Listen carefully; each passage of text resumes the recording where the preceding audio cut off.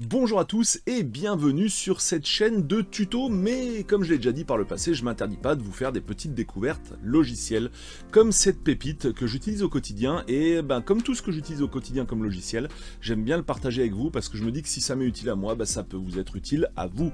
On l'avait déjà fait par le passé avec l'application Visorando, qui permet de trouver des super randonnées autour de chez soi, de les avoir sur son téléphone mobile et d'avoir directement la carte gratuite OpenStreetMap pour suivre le parcours en fait de sa randonnée. Donc ça c'est ultra cool. Je vous invite à regarder cette vidéo, elle est en pastille, je vous la mets là dans la vidéo. Et aujourd'hui on va parler, alors je vais pas dire le mot parce que sinon elle va se réveiller, mais vous avez compris, on va parler de l'assistant intelligent d'Amazon. Alors pourquoi on va en parler? Parce que cette application concerne l'assistant intelligent d'Amazon. Alors qu'est-ce qu'il permet de faire? Alors vous savez, comme pour les tutos, j'aime bien partir d'un cas concret. Alors quel est le cas concret qui m'a poussé à utiliser ce service? Le cas concret est simple, j'aime bien les musiques de jeux vidéo rétro, et évidemment ces musiques de jeux vidéo rétro, on va pas les trouver sur Spotify et tous ces services de musique en ligne. Alors comment faire? L'idée c'est de trouver un dispositif qui permet de lire des musiques en local dans son dispositif Amazon intelligent. Voilà, je vais pas tout de suite prononcer son nom, on va le prononcer juste après pour vous faire une petite démo. Alors, vous le voyez là sur l'écran, le service s'appelle tout simplement My Media for Amazon Truc. Voilà.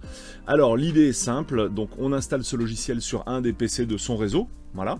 Et puis, on fait ce qu'on appelle une surveillance de répertoire, donc vous mettez votre musique dans un répertoire, soit sur le réseau, soit sur votre PC, et puis vous indiquez à My Media for Amazon Truc l'endroit où se trouvent vos musiques, et après, en fait, vous ajoutez la skill Alexa. Ça y est, j'ai prononcé, donc elle va se réveiller. Vous ajoutez donc la skill à votre dispositif intelligent, et du coup ça va vous permettre de lire pour le coup vos MP3 directement dans votre truc.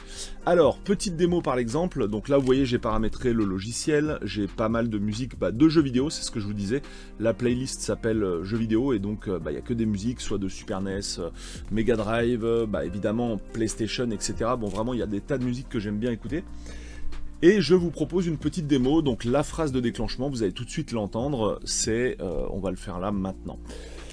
Alors, Alexa, demande à My Media de jouer la playlist jeux vidéo.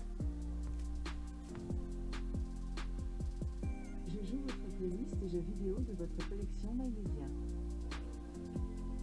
Voilà, donc là on a une musique de R-Type sur Super Nintendo en fait. Alexa, volume 7. Voilà, vous entendez peut-être mieux comme ça. Et du coup, on va trouver tout un tas de phrases clés permettant de déclencher sa musique. Alexa, stop. Alors on peut aussi faire des musiques, jouer les chansons de manière aléatoire, on peut évidemment jouer une chanson de son choix.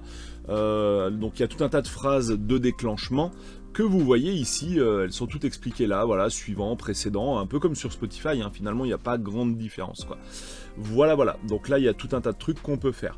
Donc c'est vraiment extrêmement cool, ça marche extrêmement bien, il va juste falloir veiller à l'autoriser dans votre pare-feu, parce que sinon ça peut bloquer en fait la communication entre ce logiciel sur votre PC et votre truc.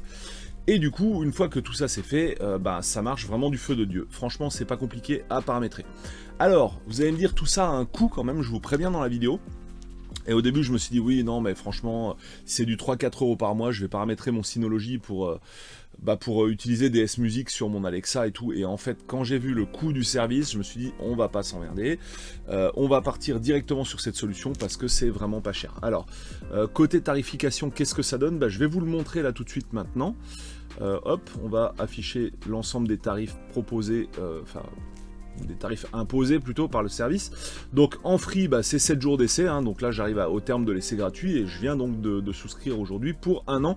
Et donc 1 an, alors c'est 5,50 € hors taxe, donc à peu près 6,30 €, enfin un truc comme ça, pour 1 an de service. Et ça ne se renouvelle pas de manière automatique, c'est à vous de recharger vous-même. En tout cas par carte bleue, je sais pas en PayPal c'est peut-être automatique, j'en sais rien, mais moi j'ai payé par carte bleue. Donc il y a plusieurs plans qui sont proposés. Donc le gratuit on va pas en parler, hein, c'est juste pour tester, voir si ça marche bien chez vous évidemment. Ici le plan basique, donc c'est celui que j'ai pris en fait, hein, donc c'est un serveur, et 2 comptes utilisateurs quand même, donc a priori on peut utiliser avec 2 personnes en même temps, jouer des musiques différentes, ce qui est cool, et justement ça je vais en reparler par rapport à Spotify dans 2 secondes.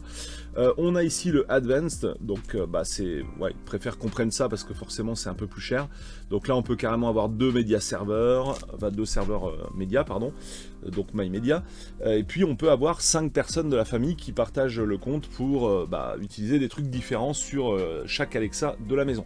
Alors où est-ce que c'est vraiment super cool ce truc? C'est aussi que j'en profite, enfin même si c'est un peu évident, je profite quand même de la vidéo pour le dire, une personne peut écouter Spotify sur une enceinte de la maison et l'autre personne MyMedias. Les deux peuvent coexister totalement en même temps, ça ne pose aucun problème. Voilà. Donc ça permet aussi un peu d'écouter des trucs différents et de pas se marcher dessus à devoir avoir chacun un compte Spotify pour lire des trucs différents en même temps. Voilà, ça peut être aussi ça l'usage, hein. Vous n'avez pas forcément envie d'écouter des musiques de jeux vidéo. Mais aussi, évidemment, ça permet de s'affranchir d'un abonnement Spotify. Si vous avez une énorme base de MP3 et que ça vous suffit, vous utilisez MyMedia. Et honnêtement, 6,30€ l'année, ce sera toujours moins cher que l'abonnement Spotify. Voilà.